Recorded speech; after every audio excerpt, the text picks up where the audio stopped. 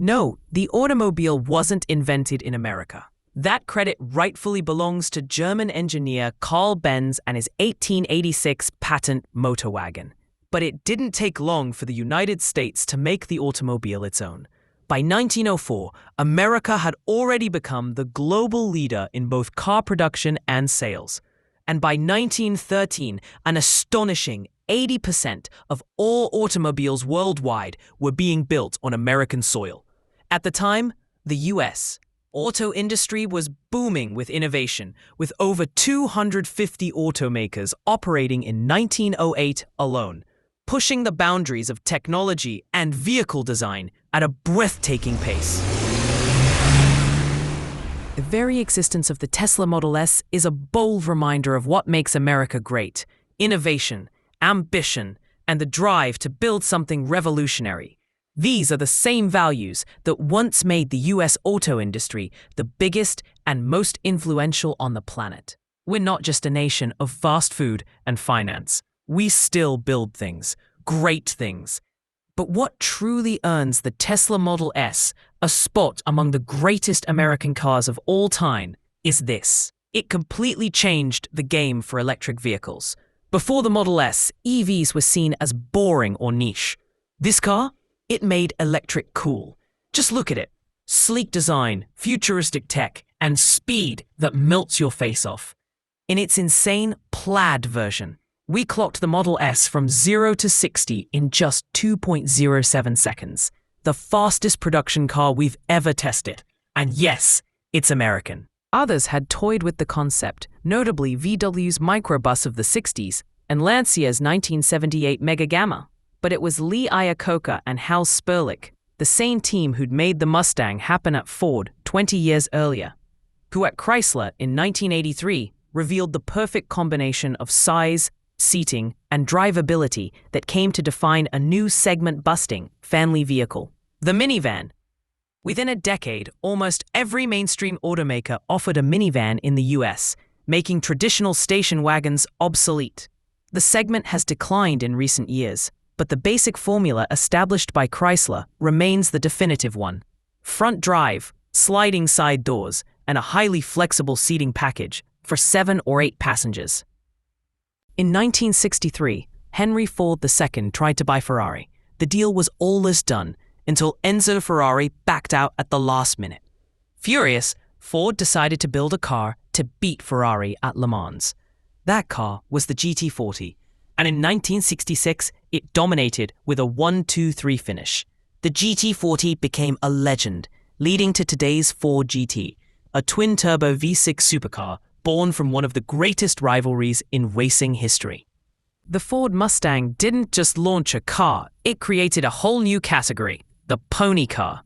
It was one of the first vehicles built with a specific audience in mind. Ford's Lee Iacocca saw that baby boomers were hitting driving age, and they weren't interested in the big, cushy cars their parents drove. So, with a little creative thinking, Ford took the basic Falcon, gave it a sporty new look, and the Mustang was born. The result? An instant hit. Over 1 million sold in just the first 18 months. But the real performance didn't show up until 1965, when the Shelby GT350 came along. That car set the tone for what the Mustang would become: stylish, fast, and built to last. Over 50 years later, the Mustang is still going strong. The Chevrolet Corvette keeps evolving. Rock and roll began with a song about a car. Elvis Presley was still driving a gravel truck when 19-year-old Ike Turner walked into a tiny studio owned by Sam Phillips in Memphis in 1951 and recorded Rocket 88, a paean to the fastest American sedan you could buy at the time, the Oldsmobile 88, powered by the 135-pound Rocket V8 engine. Launched in 1949, the rocket-powered 88 was America's first muscle car, proving almost unbeatable in stock car racing through 1951. The record Rocket 88 was an unexpected hit, and the royalties enabled Phillips to start Sun Records, the label that gave musicians such as B.B. King, Jerry Lee Lewis, Johnny Cash, and, of course, Elvis that starts. Rock and roll began with a song about a car.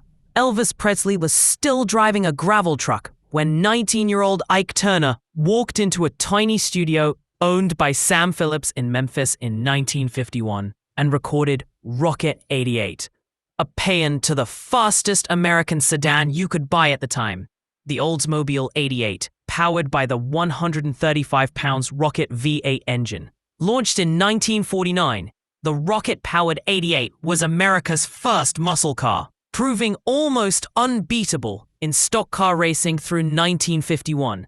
The record Rocket 88 was an unexpected hit, and the royalties enabled Phillips to start Sun Records, the label that gave musicians such as B.B. King, Jerry Lee Lewis, Johnny Cash, and, of course, Elvis that starts. The Jeep, the Dakota Airplane, and the landing craft were the three tools that won the war, claimed Dwight D. Eisenhower, Allied Supreme Commander during World War II. More than 700,000 Jeeps had been built by the war's end, giving Allied troops overwhelming superiority of movement on the ground. Post-war, the tough, nimble, go-anywhere Jeep enjoyed a second, more peaceful career as a recreational vehicle, establishing the nexus between capability, style, and functionality that still underpins 21st-century car buyers' love affair with crossover vehicles. The Jeep is the car that saved democracy, and it was the seminal SUV.